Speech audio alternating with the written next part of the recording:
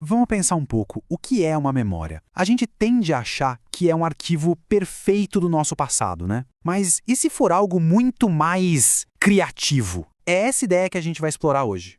Pois é, essa é a grande pergunta, não é? A nossa intuição diz que sim, que a mente grava as coisas como uma câmera. Só que a ciência mostra uma realidade bem mais fascinante e, vamos dizer, bagunçada.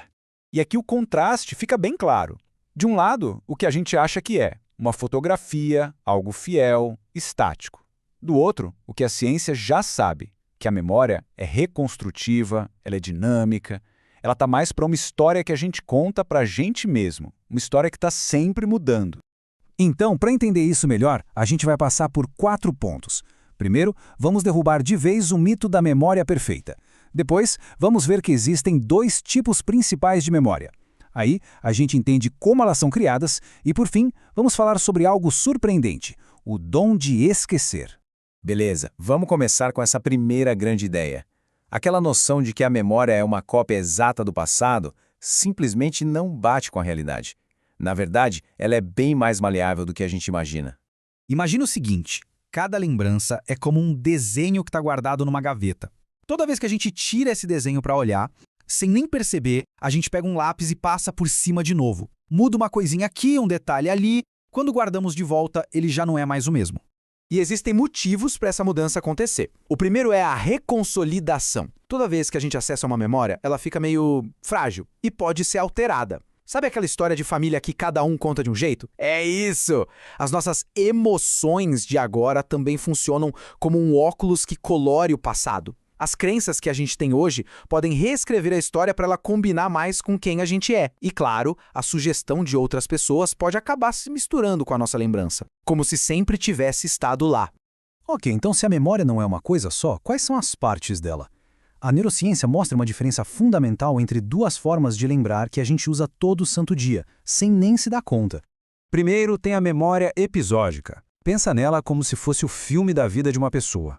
É o diário pessoal, que guarda não só o que aconteceu, mas todo o contexto, o lugar, a data e, o mais importante, a sensação daquele momento. É a lembrança daquele dia específico no zoológico com a família, sabe?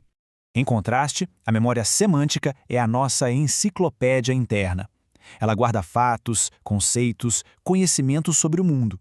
A gente sabe que leões vivem na savana, mas ninguém lembra do dia e da hora em que aprendeu isso. É o conhecimento puro, sem uma história pessoal atrelada. Mas como é que uma experiência nova vira uma memória que fica para sempre? Bem, o nosso cérebro tem uma espécie de guardião temporário que é peça-chave nesse processo todo. O nome desse guardião é hipocampo. A gente pode imaginar que ele é tipo uma mochila. Quando se aprende algo novo, a informação não vai direto para o arquivo final. Primeiro, ela é colocada nessa mochila, onde fica organizada e preparada para ser guardada de vez. Essa jornada tem nome. É a consolidação. E ela acontece em 3 passos. Primeiro, o hipocampo recebe a informação. Depois, ele organiza esse material todo. Um trabalho que, aliás, acontece muito enquanto a gente dorme. E, por fim, ele distribui a memória para diferentes áreas do córtex, que é o nosso grande arquivo de longo prazo. Agora a gente chega na nossa última ideia, e ela é um pouco contraintuitiva. E se esquecer não for um defeito do cérebro, mas sim uma das suas funções mais inteligentes e importantes. Pensa na analogia do quarto bagunçado, que é perfeita. Imagina ter que viver num lugar que guarda absolutamente tudo que já entrou ali. Seria um caos, impossível de usar. Com o cérebro é a mesma coisa. Um monte de informação inútil só deixaria ele mais lento e menos eficiente. Então, o ponto crucial é esse. O esquecimento é um processo de limpeza inteligente. É adaptativo. Ele ajuda a gente a filtrar o ruído, a jogar fora os detalhes que não importam, para poder focar no que é útil. Isso libera espaço mental, permite aprender mais rápido e pensar com mais clareza. Esquecer, no fim, não é uma falha, é uma otimização. No final das contas, talvez a melhor forma de amarrar tudo isso seja com esta frase. Lembrar é também imaginar um pouco. As nossas memórias não são registros puros, mas sim uma tapeçaria viva que a gente tece com fatos, emoções e um bocado de imaginação. Isso tudo nos deixa com uma pergunta para reflexão. Se somos nós que narramos o nosso passado, editando e recontando essas histórias o tempo todo, que poder isso nos dá sobre quem a gente é e quem a gente pode vir a ser? A história da nossa vida talvez seja bem mais flexível do que a gente pensa.